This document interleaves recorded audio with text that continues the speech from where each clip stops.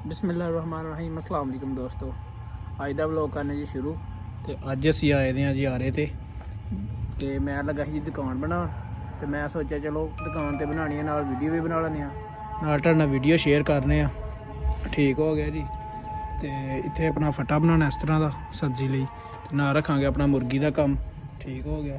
तो भाई हुणे तैयारी कर रहे ना फट्टे दी, फट्टियां चीर लिया उन्होंने सारियां। ठीक है। तो हुण गए ना केल लैन, केल लैके आंदे ने तो अपना फट्टा रेडी हो जाएगा। इस तरह का फट्टा होएगा, तकरीबन कोई 4x5 का फट्टा हो जाएगा। ठीक हो गया जी।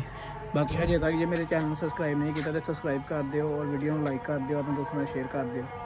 तो तुहानूं पता कि असीं अपनी यूट्यूब की इनकम इंशाल्लाह लै आंदी है पहली। तो जे हजे दोस्त ने जिन्हें नहीं वीडियो देखी तो जाके वीडियो भी देख ले। तो माशाल्लाह बहुत खुशी हुई है थानू भी। तो कमेंट करके दसो थानू भी वीडियो कैसी लगी।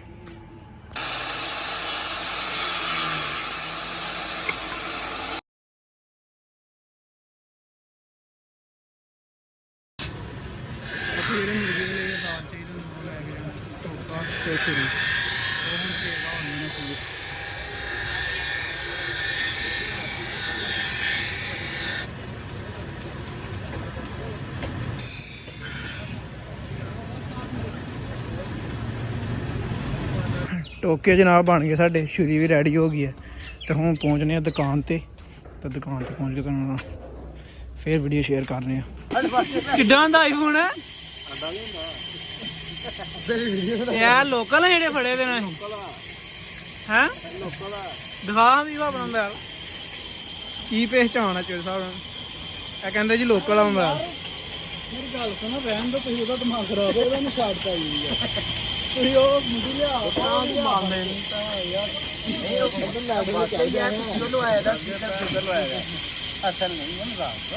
लोकल है ओप्पो वाले का। ओप्पो वाला किहड़ा है? उत्थे गया सौदिया रहा मैं आईफोन दी कंपनी बंदा मानदा नहीं पिया जी, कहंदा ओप्पो वालियां दा।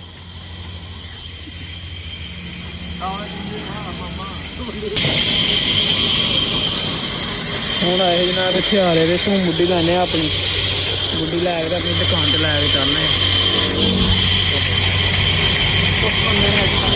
ए मुड्डी लई है, ए टाडी दी है, ए नीचे किकर दी है। ए ज़रा चौड़ी है ज़रा, ए चौड़ी नहीं है। देखने ना दोनों च केड़ी पास होंदी है। तो जेह्ड़ी भी पास होंदी है फिर लैके चलने दुकान ते फिर देखने की बनदा। भाई दुकान पे पहुंच चुका है। दुकान माशाल्लाह अल्हम्दुलिल्लाह हमारी रेडी हो चुकी है। सारा सामान ये देखें लग चुका है। और ये सामान पीछे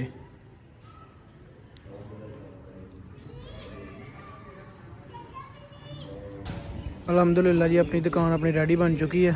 ये हमारी दुकान है।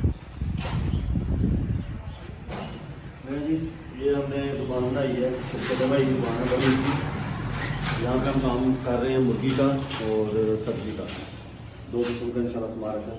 तो अल्लाह से शुक्र है। आज दुकान का दूसरा दिन है, आज दुकान का दूसरा दिन है। ये सब्जी रखी हुई है माशाल्लाह, तो मुर्गियाँ भी रखी हैं। थोड़ा जूम करके दिखाओ भाई। बाकी अल्हम्दुलिल्लाह दुकान शुरू हो गई है। यहाँ पे हमारे छोटे भाई है वहीद ये काम करेंगे। तो आज की वीडियो आपको कैसी लगी? अच्छी लगे तो लाइक करें, अपने दोस्तों के साथ शेयर करें, हमारे चैनल को ज़्यादा से ज़्यादा सब्सक्राइब करें। इंशाल्लाह मिलते हैं एक नई वीडियो के साथ। अपना बहुत सारा